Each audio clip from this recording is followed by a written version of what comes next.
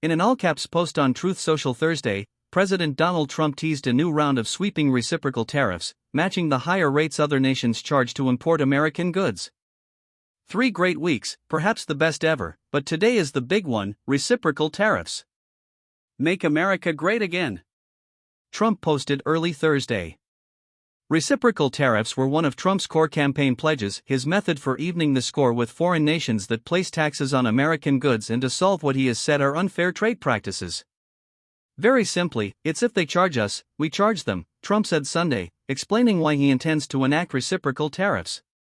He is set to share more details on the tariffs ahead of his visit with Indian Prime Minister Narendra Modi, White House Press Secretary Caroline Leavitt told reporters on Wednesday. Leavitt echoed Trump's message on Wednesday, saying, "This is something he believes strongly in, and it's very simple logic as to why the president wants to impose reciprocal tariffs.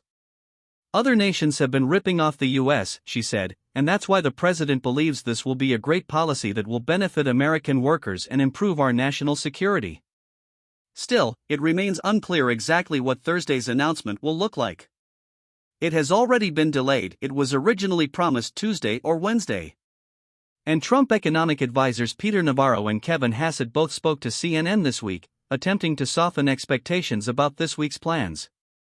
Hassett said Wednesday negotiations were still ongoing, and Navarro said Tuesday that this week's announcement could be to order an investigation into how to implement reciprocal tariffs rather than a directive to put them in place across the board.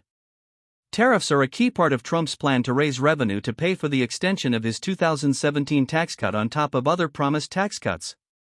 But the burden of tariffs could ultimately fall on American consumers, economists say.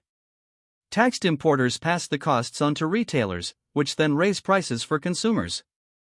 The tariffs are likely to hit developing countries hardest, especially India, Brazil, Vietnam and other Southeast Asian and African countries, given that they have some of the widest differences in tariff rates charged on U.S. goods brought into their countries compared to what the U.S. charges them. For instance, in 2022, the U.S. average tariff rate on imports from India was 3%, whereas India's average tariff rate on imports from the U.S. was 9.5%, according to World Bank data. However, given Trump is meeting with Modi on Thursday, the two leaders could reach an agreement that avoids or delays new tariffs on Indian exports to the U.S. Last year, India exported $87 billion worth of goods to the U.S., while the U.S. exported $42 billion worth of goods, according to Commerce Department data. The reciprocal tariffs join the 10% across-the-board tariff that went into effect last week on top of other tariffs on Chinese goods and stricter 25% tariffs on steel and aluminum that Trump announced on Monday.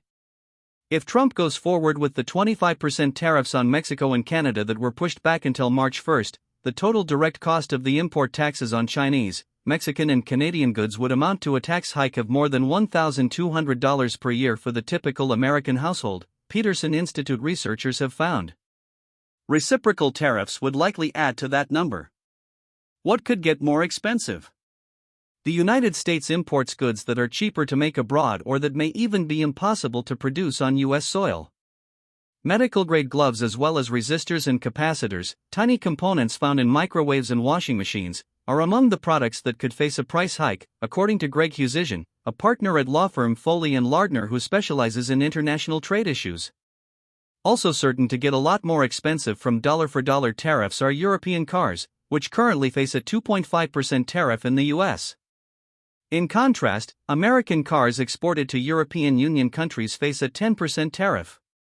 If Americans can't switch to cheaper alternatives, they'll probably wind up paying the cost of the tariffs, Justin Widener, an economist at Deutsche Bank, said.